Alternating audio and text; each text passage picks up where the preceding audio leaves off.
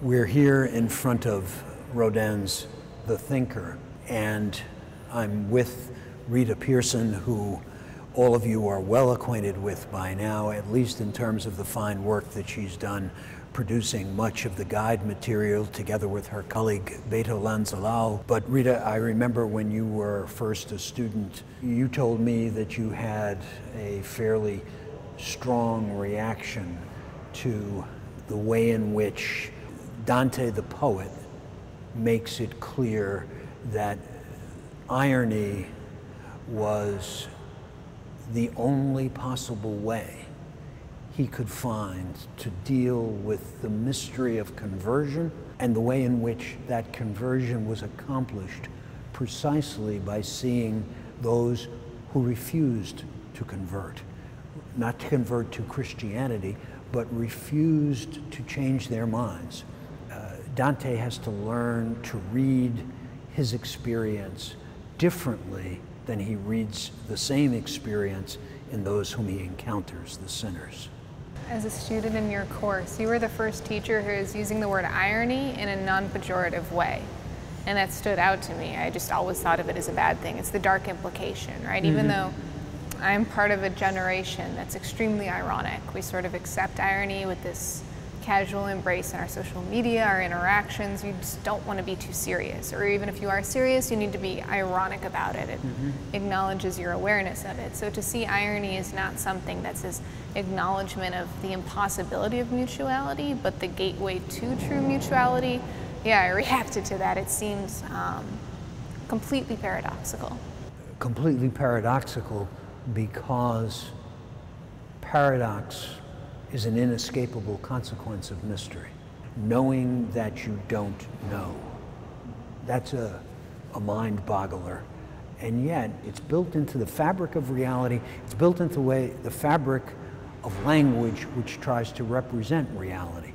Because language makes present reality in its absence. We leave the first-hand sensory experience of the real world, and yet that absence is transformed into a new kind of presence. It both is and is not reality. So that ironic structure, yes, it's not just an attitude that is culturally conditioned and changes, the emphasis or the experience may change, but what he's thinking about, this figure which was originally intended to be Dante in Rodin's conception of the gates of hell, that sits, as you remember, atop the gate and is looking down over the whole scene that's happening there. I think the question on his mind is, how am I going to tell this story? What possible narrative, what metaphors can I deploy? And then I think recognizing that because he's talking about freedom, it's going to have to be ironic as well as metaphoric and narrative, because it's irony that captures the structure of freedom. It could be yes, it could be no. And it's taking it to a whole new level, because it's hard enough to deal with this concept of I have to be responsible for myself, but I can't really know anything. And there's a whole associated existential crisis with that. And Dante goes on to say, well, not only am I dealing with my mystery, I'm looking into another person's eyes. I have no idea what this person could do at any moment, and I'm trying to deal with that at the same time. I'm trying to deal with two freedoms at once, and then hell is an entire city.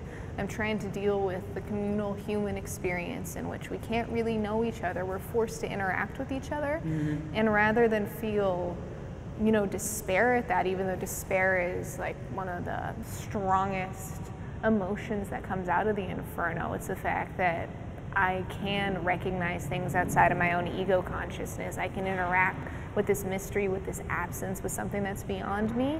And that language, by admitting it's failing, in fact, provides hope again.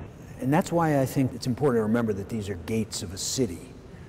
Hell is referred to as a city, and in Michelino's famous portrait of Dante presenting the poem, it's being presented to the city of Florence, and the gates of Florence are here, and the gates of hell are right over here. Because that's what makes a city, is its gate. People come in. Now in hell, it's a one-way gate, and that's perverse. That's what makes it hell. Because the gates of a city are supposed to be communicative. They allow the coming and going.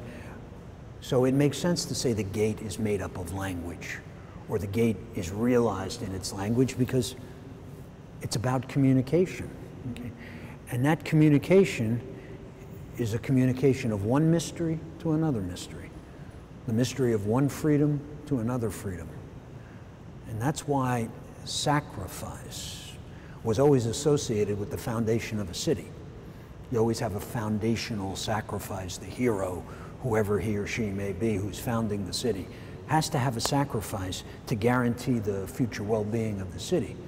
So sacrifice, in which something which was present becomes absent by being killed, points toward a hopeful future. Ironically, Dante is not a big believer in sacrifice, because he sees that you don't ever control death by the sacrifice of life. Equally, you always have to look to death to give new life. And it's an exchange that goes back and forth in complex ways. And that's exactly what is fitting about the Inferno, is once again, it's dealing language that is going into the realm of the dead, so a place language can't really go. Even if you ever have an experience in life of a friend dying, a family member dying, there's really nothing to be said. You'll try to say something at the funeral, but you can tell that it's absurd. You can tell that your words fail you. I'm someone who writes, and there are moments where you say, my words don't match up to this experience, and they can't. They fall flat in its face. Should I keep writing?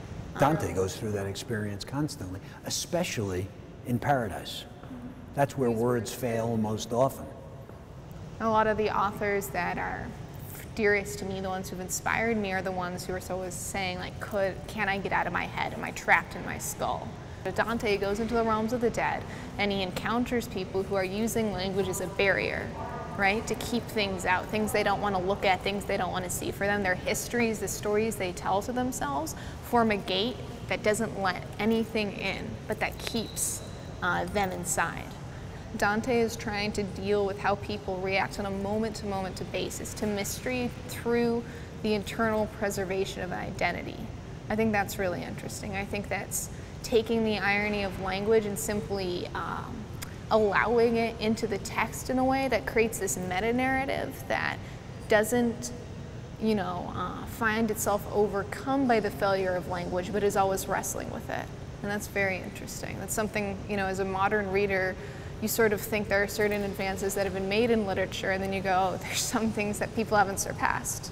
That's incredible, and I know that it had to do with its historical context, but even so, his ability to put himself into a character who hears stories, and then he tells us a story about how to see through those stories because there's something that's missing, quote unquote, that's pretty incredible. He's trying to paint something that shows us the absence, that shows us what's missing, that all the sinners are fleeing from.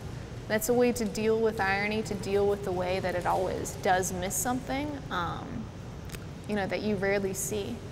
The mystery of language is something that requires a journey equal to that of Dante to explore. It's no surprise. Thanks very much, Rita.